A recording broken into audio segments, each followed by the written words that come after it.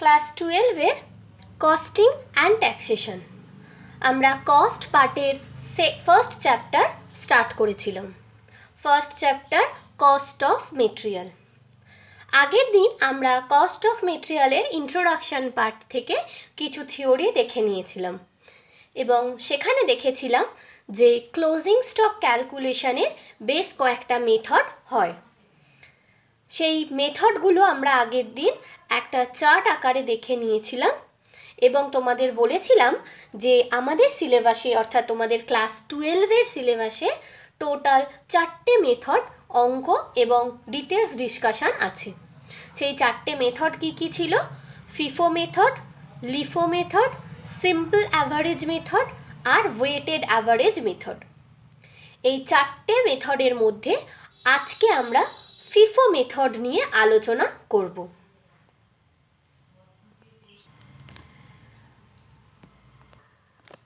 FIFO মেথডের FIFO কথার full form কি ছিল? First in first out. তার মানে যেটা ফার্স্ট তোমার স্টোরে আসছে সেটাই ফার্স্ট আউট হবে। এটাই হচ্ছে এই মেথডের মেন কনসেপ্ট। প্রথমে আমরা ডেফিনিশনটা দেখে নিই। The method of pricing of issues of raw materials in which it is assumed that the raw materials received first are issued first is known as first in first out method, or in short FIFO method of pricing of issues. অর্থাৎ কাঁচামাল বিলির মূল্যায়নের যে পদ্ধতিতে এটা অনুমান করা হয় যে কাঁচামাল আগে পাওয়া গেছে সেই কাঁচামালই আগে বিলি করা হবে, এই পদ্ধতিকে ফিফো মেথড বলা হয়।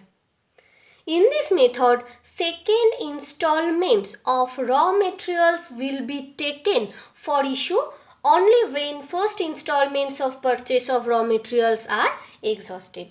মানে প্রথম স্লটের প্রথম ইনস্টলমেন্টের যে পারচেস করা হয়েছে র মেটেরিয়াল সেটা শেষ হয়ে যাবার পরই সেকেন্ড ইনস্টলমেন্টের র মেটেরিয়াল ইস্যু করা হবে।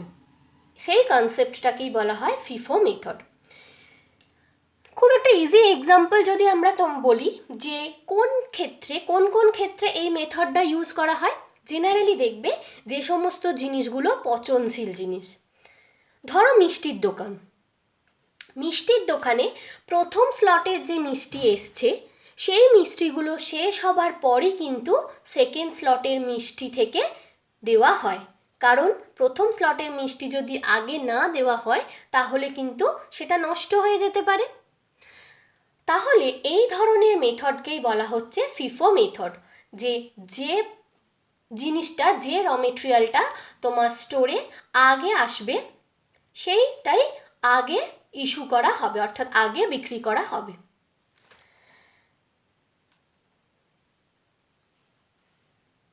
এই মেথডের সুবিধাগুলো কি আমরা একটু দেখে নেব।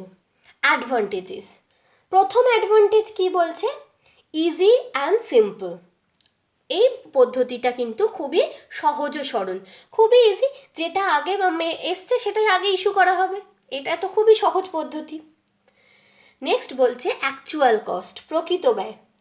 এই পদ্ধতিতে কাঁচামাল বিলির জন্য যে মূল্য বিবেচনা করা হয় সেই মূল্য প্রকৃত ব্যয় মানে অ্যাকচুয়াল কস্টকেই নির্দেশ করে, কারণ এই মূল্যে বিলি না হওয়া প্রথম দিকের কাঁচামাল কেনা হয়েছিল। নাম্বার 3, বেটার রেজাল্ট, অধিকতর ভালো ফল। যে সকল পরিস্থিতিতে কাঁচামালের দাম দিন দিন কমতে থাকে, এইটা ভালো করে মনে রাখবে, এটা কিন্তু অঙ্ক করতে তোমাদের কাজে লাগবে। যেখানে জিনিসের দাম ক্রমশ কমতে থাকে সেক্ষেত্রে কিন্তু ফিফো মেথড ভালো ফল দেয়, অর্থাৎ সেই ক্ষেত্রে আমরা ফিফো মেথড অ্যাডপ্ট করব। যেখানে দেখব প্রাইসটা গ্র্যাজুয়ালি ডিক্রিজ করছে সেক্ষেত্রে আমরা ফিফো মেথড অ্যাডপ্ট করব। Number 4, value of closing stock, সমাপ্তি মজুতের মূল্য। এই পদ্ধতিতে কাঁচামালের বিলির মূল্যায়ন করা হলে সমাপ্তি মানে ক্লোজিং স্টকের ভ্যালুটা মোটামুটি কারেন্ট মার্কেট প্রাইসের কাছাকাছি থাকে। অর্থাৎ ফিফো মেথডে যদি ক্লোজিং স্টক ক্যালকুলেট করা হয়, তাহলে ক্লোজিং স্টকের যে ভ্যালু হয় সেটা কারেন্ট মার্কেট প্রাইসের কাছাকাছি থাকে। আর লাস্ট, লজিক্যাল মেথড, যুক্তিসঙ্গত পদ্ধতি। কেন এটা যুক্তিসঙ্গত পদ্ধতি? কারণ যে কাঁচামাল আগে গুদাম ঘরে মানে স্টোরে আসবে, উৎপাদনের জন্য সেটাই আগে বিলি করা হয়। অন্যথায় কালের আবর্তনে কাঁচামাল ব্যবহারের অযোগ্য হয়ে পড়তে পারে, অর্থাৎ র মেটেরিয়ালটা ইউজ করার অনুপযুক্ত হয়ে যেতে পারে। তাই এটাকে বলা হয় লজিক্যাল মেথড। তাহলে ফিফো মেথডের আমরা অ্যাডভান্টেজগুলো দেখে নিলাম।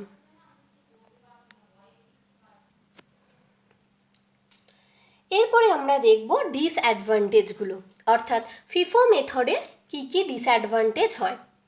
ফার্স্ট বলছে এরর্স অফ পোস্টিং, দাখিলার ভুল। কাঁচামালের ক্রয় মূল্য যদি খুব বেশি ওঠানামা করে তবে এই পদ্ধতিতে স্টোর লেজার অ্যাকাউন্ট রাখতে গেলে দাখিলা সংক্রান্ত ভুল ত্রুটি হওয়ার সম্ভাবনা থাকে।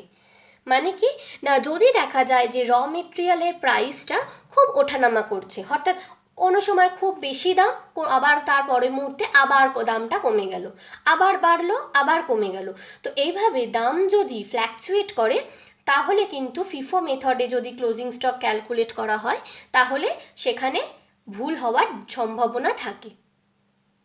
Number 2, variation in production cost, উৎপাদন ব্যয়ে তারতম্য। একই কাঁচামাল ভিন্ন ভিন্ন কাজের জন্য ভিন্ন ভিন্ন সময় ব্যবহার হওয়ার ফলে উৎপাদন ব্যয়ে তারতম্য দেখা যায়। যে একটাই কাঁচামাল বিভিন্ন সময় বিভিন্ন দামে ইউজ হচ্ছে, তাহলে সেক্ষেত্রে কিন্তু প্রোডাকশন কস্টে ভ্যারিয়েশন দেখা যাবে। কারণ কি না, কাঁচামাল ক্রয়ের সময়ের ওপর তার দাম নির্ভর করে বলে বিলি হওয়া কাঁচামালের দামও কিন্তু আলাদা আলাদা হবে। নেক্সট কি বলছে, ডিটারমিনেশন অফ প্রোডাকশন কস্ট, উৎপাদন ব্যয় নির্ধারণ। যে দামে ইস্যু হওয়া কাঁচামালের ভ্যালুয়েশন করা হয় তা অধিকাংশ সময়ই কারেন্ট মার্কেট প্রাইসের থেকে কিন্তু আলাদা হয়। কারণ আগে আমি যে দামে কিনে রেখেছিলাম সেই দামেই আমি বিক্রি করব, তাহলে এখন বর্তমানে সেই দামটা আমার কারেন্ট মার্কেট প্রাইস হিসেবে নাও থাকতে পারে। ফলে যখন কাঁচামালের মূল্য বৃদ্ধি ঘটে তখন কম মূল্যে উৎপাদন ব্যয় নির্ধারণ করতে হয়। নেক্সট পয়েন্ট, প্রবলেমস ইন রিপারচেসেস, পুনঃক্রয়ের সমস্যা। যদি কাঁচামালের দাম দিন দিন বাড়তে থাকে, আমি বললাম যে কাঁচামালের দাম র মেটেরিয়ালের প্রাইস যদি গ্র্যাজুয়ালি ডিক্রিজ করে তাহলে ফিফো মেথড সুবিধাজনক। কিন্তু যদি অপোজিটটা হয়, অর্থাৎ যদি আমরা দেখি যে র মেটেরিয়ালের দাম দিন দিন বাড়ছে, তখন কিন্তু এই পদ্ধতি অবলম্বন করলে সমস্যা দেখা দেয়, তখন এই পদ্ধতি অবলম্বন করা যায় না। Last point, different prices for same materials, একই কাঁচামালের বিভিন্ন মূল্য। নির্দিষ্ট কোনো উৎপাদনে একই ধরনের কাঁচামাল ব্যবহার করা হলেও ভিন্ন ভিন্ন পরিমাণের জন্য ভিন্ন ভিন্ন দাম ধরা হয়ে থাকতে পারে, কারণ এই ভিন্ন ভিন্ন পরিমাণের কাঁচামাল ভিন্ন ভিন্ন সময়ে কেনা হয়ে থাকলে তার দামও কিন্তু আলাদা আলাদা হয়। তাহলে ফিফো মেথডের এই ডিসঅ্যাডভান্টেজগুলো আমরা দেখে থাকি। এরপরে আমরা দেখব অ্যাপ্লিকেবিলিটি, মানে প্রযোজ্যতা। This method of pricing of issues is found suitable in the following cases, অর্থাৎ কোন কোন ক্ষেত্রে এই পদ্ধতি অবলম্বন করা উপযুক্ত। প্রথম কি বলছে, the unit of raw materials and the quantity of issue is more, যে সমস্ত ক্ষেত্রে কাঁচামালের একক প্রতি ব্যয় এবং ইস্যু করার পরিমাণ বেশি হয়, অর্থাৎ অনেক ইস্যু হয়, সেক্ষেত্রে আমরা ফিফো মেথড অ্যাডপ্ট করতে পারি। Number 2, the store department doesn't keep more than 2 or 3 types of raw materials at a time. যদি স্টোরে একসাথে 2 রকম বা 3 রকমের বেশি র মেটেরিয়াল একসাথে স্টোর না থাকে, এরকম সিচুয়েশনের ক্ষেত্রে ফিফো মেথড অ্যাডপ্ট করা যায়। নাম্বার 3, দেখো আমি এটা আলাদা করে লিখেছি রেড কালি দিয়ে, কারণ এটা কিন্তু খুব ইম্পর্টেন্ট আমাদের অঙ্ক করার সময়। The price of raw materials আর ডিক্রিজিং ডে বাই ডে, যদি জিনিসের দাম ক্রমশ কমতে থাকে। আর number 4, there is every possibility that the raw materials will be easily spoiled, যেখানে এরকম সম্ভাবনা থাকে যেখানে কাঁচামাল কিন্তু খুব সহজে নষ্ট হয়ে যায়। যেমন আমি মিষ্টির দোকানের উদাহরণ দিলাম, ভেজিটেবল শপ হতে পারে। তো যে সমস্ত জিনিসগুলো পচনশীল, যেগুলো খুব তাড়াতাড়ি স্পয়েল হয়ে যাওয়ার চান্স থাকে, সেক্ষেত্রে কিন্তু ফিফো মেথড ইউজ করতে হয়। অর্থাৎ সেক্ষেত্রে আগের মেটেরিয়ালগুলো যদি তুমি আগে ইউজ না করো, তাহলে সেটা নষ্ট হয়ে যাওয়ার সম্ভাবনা থাকে। তাহলে ফিফো মেথড থেকে আমরা এই 4টে থিওরি দেখে নিলাম। ফিফো মেথডের ডেফিনিশন বা কনসেপ্ট, অ্যাডভান্টেজ, ডিসঅ্যাডভান্টেজ এবং অ্যাপ্লিকেবিলিটি, এই থিওরিগুলো আমরা পড়ে নেব এবং আমরা ফিফো মেথডের একটা অঙ্ক আজকে আমরা দেখব। কিন্তু অঙ্কে যাওয়ার আগে, অঙ্ক করতে গেলে আমাদের কয়েকটা টপিক বা কয়েকটা পয়েন্ট সম্বন্ধে আগে থেকে জেনে নিতে হবে, তাহলে আমরা অঙ্ক করতে সুবিধা হয়। তো সেই টপিকগুলো বা সেই পয়েন্টগুলো সম্বন্ধে আগে আমরা জেনে নেব, তারপর ফিফো মেথডের অঙ্কে যাব। প্রথম টপিকটা কি? Return of materials. Material return হওয়া কিন্তু একটা কমন ব্যাপার। আমরা জানি যে স্টোর থেকে মেটেরিয়াল, আমরা ভাববো আমরা কিন্তু স্টোর লেজার করছি, তার মানে আমাদের যাবতীয় ক্যালকুলেশন, যাবতীয় ভাবনা চিন্তা স্টোর রিলেটেড হবে। তাহলে স্টোর থেকে মেটেরিয়াল রিটার্ন হতেই পারে। আমি জিনিস কিনছি বাইরে থেকে, মার্কেট থেকে র মেটেরিয়াল কিনছি, সেটা প্রোডাকশান ডিপার্টমেন্টে পাঠাচ্ছি, প্রোডাকশান হচ্ছে, তো সেক্ষেত্রে আমাদের রিটার্ন হতেই পারে। তো সেই রিটার্ন হলে আমাদের কি ক্যালকুলেশন হয় বা কি কনসেপ্ট আছে সেটা আগে একটু জেনে নিই। Return of materials can be 2 types. কি কি? পারচেসড র materials return to the suppliers, আমরা বাইরে থেকে, মার্কেট থেকে যে সাপ্লায়ারের থেকে যে মেটেরিয়াল কিনছি, র মেটেরিয়াল কিনছি, সেটা আমরা সাপ্লায়ারকে রিটার্ন করতে পারি, যে কোনো কারণেই হোক। হয়তো জিনিসটা ডিফেক্টিভ হতে পারে, বা জিনিসটা আমাদের যেরকম চেয়েছিলাম সেরকম হয়নি, বা এক্সেস পাঠিয়েছে, যে কারণেই হোক আমরা বাইরে থেকে, সাপ্লায়ারের থেকে যে র মেটেরিয়াল কিনছি সেটা আমরা সেই সাপ্লায়ারকে রিটার্ন করতে পারি। আর নাম্বার 2 কি হতে পারে? Issued raw materials return by the production department to the store department. আমরা সাপ্লায়ারের থেকে র মেটেরিয়াল কেনার পর সেই র মেটেরিয়ালটা প্রোডাকশন ডিপার্টমেন্টে পাঠিয়ে দিই প্রোডাকশানের জন্য। এবার প্রোডাকশান থেকেও আমাদের স্টোরে রিটার্ন হতে পারে, তো সেটাও কিন্তু এক ধরনের রিটার্ন। তাহলে রিটার্ন দু রকমের হয়, একটা রিটার্ন টু দ্য সাপ্লায়ার্স, আর একটা হচ্ছে return from production department two store department. এই দুটো রিটার্নের ক্ষেত্রে আমাদের কি ক্যালকুলেশন হয় বা কি কাজ করতে হয় সেটা আমরা দেখব। প্রথম দেখো বলছে return of material to the vendor, মানে আমরা যখন ভেন্ডার বা সাপ্লায়ারকে জিনিসটা রিটার্ন করে দিচ্ছি। It is recorded as issue of materials. আমি যখন ভেন্ডারকে আমার স্টোর থেকে জিনিসটা ফেরত দিয়ে দিচ্ছি, তার মানে আমার স্টোর থেকে জিনিসটা চলে যাচ্ছে, স্টোর থেকে কমে যাচ্ছে, স্টোর থেকে মেটেরিয়াল আমাদের কমে যাচ্ছে, তো সেটা কিন্তু ইস্যু হিসেবেই হবে, কারণ ইস্যু হওয়া মানে বিলি হয়ে যাওয়া, মানে কমে যাওয়া। তো যখন স্টোর থেকে সাপ্লায়ার বা ভেন্ডারকে র মেটেরিয়াল রিটার্ন করে দিই, তার মানে আমার প্রোডাকশান স্টোর থেকে র মেটেরিয়াল কমে যাচ্ছে, তো সেটা আমরা স্টোর লেজারে রেকর্ড করব ইস্যু হিসেবে।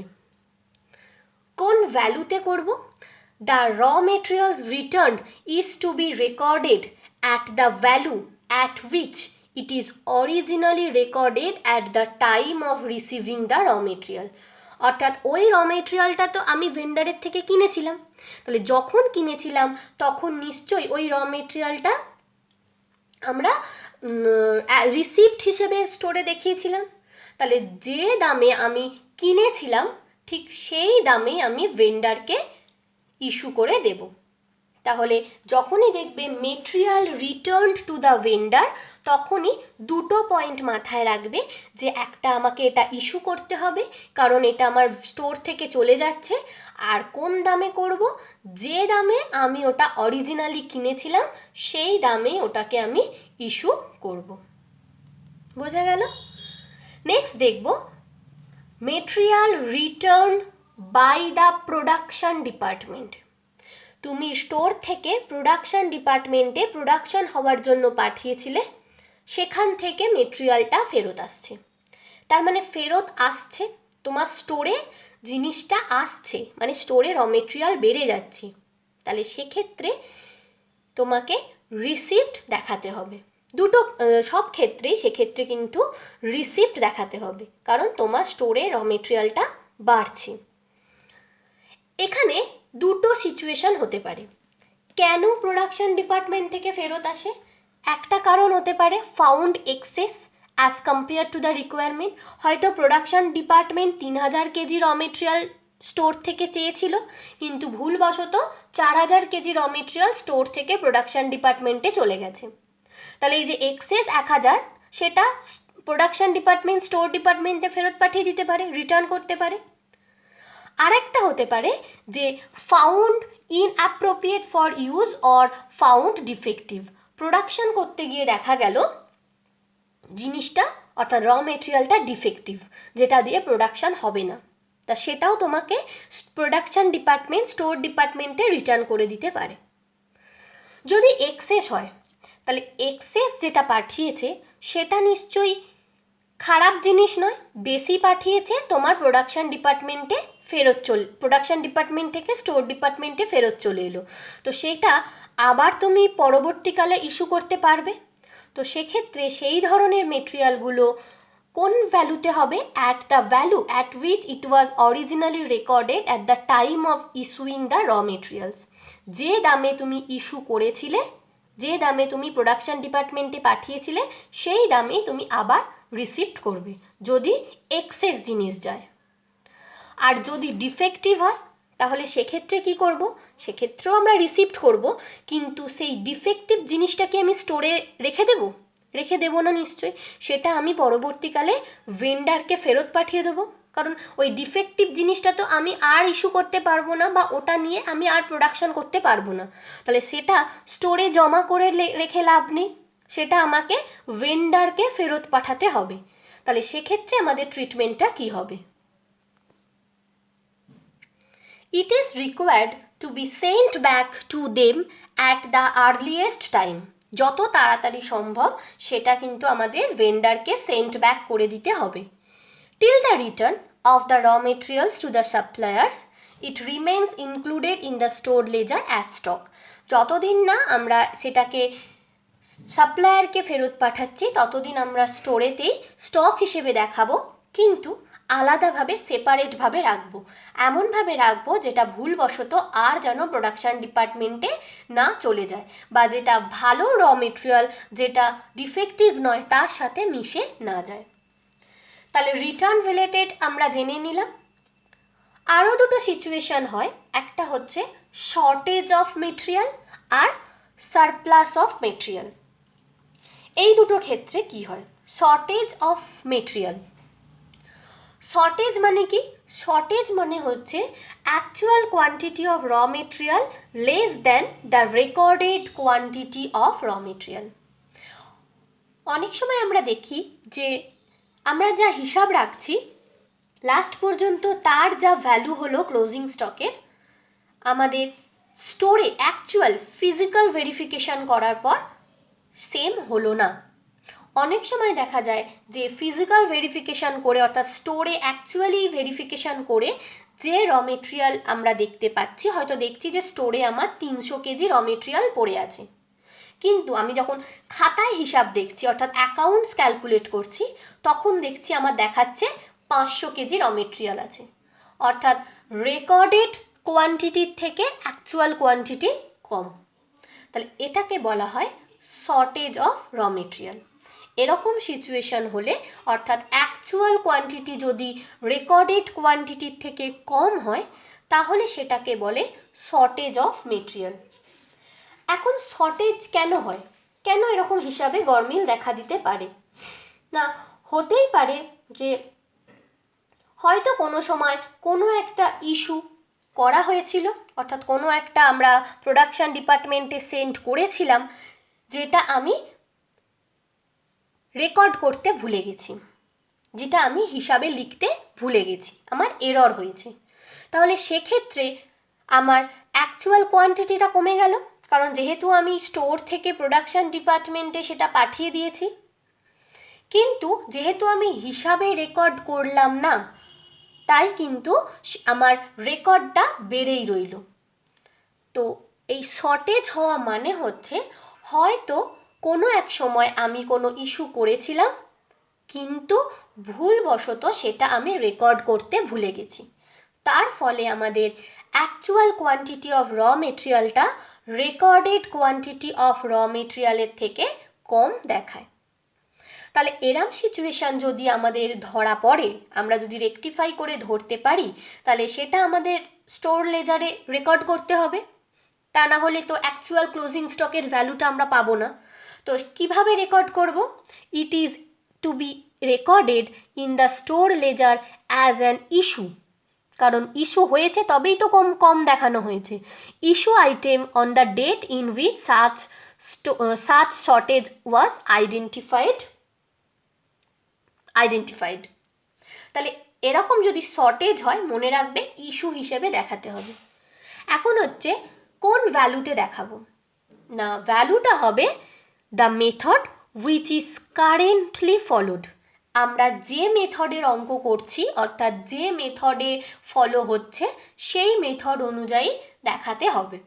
অর্থাৎ যদি আমি ফিফো মেথড করি, তাহলে আমার যে মেটেরিয়ালটা আগে এসছে সেই মেটেরিয়ালের যা ভ্যালু, সেই মেথডে শর্টেজ দেখাবো। যদি লিফো করি, যে মেটেরিয়ালটা সবার শেষে এসছে সেই মেটেরিয়ালের যা ভ্যালু, সেই মেথডে আমি শর্টেজের ভ্যালু দেখাবো। তাহলে শর্টেজ হলে দুটো কথা মনে রাখবে, একটা হচ্ছে ইস্যু দেখাতে হয়, ইস্যু করতে হয়, আর কোন ভ্যালুতে দেখাবো? যে মেথড আমরা ফলো করে অঙ্ক করছি বা যে মেথড ফলো হচ্ছে সেই মেথডে দেখাবো। আর একটা কনসেপ্ট কি? Surplus of material. সারপ্লাস মানে শর্টেজের অপোজিট, অর্থাৎ অ্যাকচুয়াল কোয়ান্টিটি অফ র মেটেরিয়ালটা আমাদের বেশি দেখানো হচ্ছে রেকর্ডেড কোয়ান্টিটি অফ র মেটেরিয়ালের থেকে। মানে হয়তো কোনো সময় আমি কোনো মেটেরিয়াল রিসিভ করেছি, অর্থাৎ বাইরে থেকে কিনেছি বা প্রোডাকশন ডিপার্টমেন্ট থেকে রিটার্ন হয়েছে, যে কারণেই হোক আমার স্টোরে র মেটেরিয়াল এসেছে, কিন্তু আমি রেকর্ড করতে ভুলে গেছি। তাহলে এক্ষেত্রে কী হবে? আমার অ্যাকচুয়াল যে কোয়ান্টিটি, অর্থাৎ স্টোরে আমার অ্যাকচুয়াল কোয়ান্টিটি বেড়ে গেল, কারণ আমি রিসিপ্ট করেছিলাম, কিন্তু রেকর্ড করতে ভুলে গেছি, তাহলে আমার রেকর্ডেড কোয়ান্টিটিটা কমই আছে। তাহলে এক্ষেত্রে এটাকে বলা হয় সারপ্লাস অফ মেটেরিয়ালস। এরকম সিচুয়েশান হলে আমাদের কি হিসাবে রেকর্ড করতে হয়? রিসিপ্ট হিসেবে। কারণ আমরা বললামই যে হয়তো কোনো সময় আমি রিসিপ্ট করেছিলাম, কিন্তু ভুলবশত সেটা আমি রেকর্ড করতে ভুলে গেছি। তাই সারপ্লাস হলে রিসিপ্ট করতে হয়, রিসিপ্ট হিসেবে আমাদের রেকর্ড করতে হয়। কিন্তু কোন ভ্যালুতে করব? না, the surplus of raw materials are to be valued at the price at which the last assignment was purchased, that means the current market price. আমরা যে মেথডই ফলো করি না কেন, আমরা লাস্ট যে মূল্যে জিনিস কিনেছিলাম সেই মূল্যেই কিন্তু, অর্থাৎ কারেন্ট মার্কেট প্রাইসেই কিন্তু আমরা সারপ্লাস দেখাবো। শর্টেজের ক্ষেত্রে যেরকম বললাম যে মেথড ফলো হচ্ছে, অর্থাৎ ফিফো মেথড হলে প্রথম ভ্যালুতে করব, লিফো মেথড হলে শেষ ভ্যালু বা কারেন্ট মার্কেট প্রাইসে করব। সারপ্লাসে কিন্তু সেটা নয়। সারপ্লাসে যে মেথডই ফলো হোক, ফিফোই হোক বা লিফোই হোক, আমরা লাস্ট ভ্যালু বা কারেন্ট মার্কেট প্রাইসেই কিন্তু সারপ্লাস ক্যালকুলেট করব। এই তিনটে টপিক ভালো করে মনে রাখবে, রিটার্ন রিলেটেড, শর্টেজ রিলেটেড আর সারপ্লাস রিলেটেড। এই তিনটে টপিক তোমরা যদি ভালো করে মনে রাখো, তাহলে নেক্সট দিন আমরা যে ফিফোর একটা অঙ্ক করব এবং তারপরে লিফো মেথড নিয়েও আলোচনা করব, কিন্তু প্রথমে ফিফো মেথডের একটা প্রবলেম দেখে নেব। সেখানে কিন্তু আমাদের এই কনসেপ্টগুলো লাগবে, তাই ভালো করে পড়ে নিয়ে ভালো করে বুঝে নিয়ে এই কনসেপ্টটা কিন্তু ক্লিয়ার রাখবে। এখানে আর একটা জিনিস আছে যেটা আমি একটু জাস্ট বলে দিই, এটা অনেক সময় 1 মার্কসের কোশ্চেনে আসে, ট্রান্সফার অফ মেটেরিয়াল, কাঁচামালের স্থানান্তর। অনেক সময় কি হয় না, এক ডিপার্টমেন্ট থেকে আর এক ডিপার্টমেন্টে ট্রান্সফার হয়, অর্থাৎ আমি স্টোর থেকে ডিপার্টমেন্ট এতে 5,000 কেজি মেটেরিয়াল পাঠালাম, কিন্তু ডিপার্টমেন্ট এতে 3,000 কেজি মেটেরিয়াল লাগবে। এই 2,000 কেজি মেটেরিয়াল সেটা তাহলে কী হবে, ডিপার্টমেন্ট এর কাছে এক্সেস, সেইটা সে স্টোরে আবার রিটার্ন না করে ডিপার্টমেন্ট বিতে ট্রান্সফার করে দিল। এটাকে বলা হয় ট্রান্সফার অফ মেটেরিয়াল।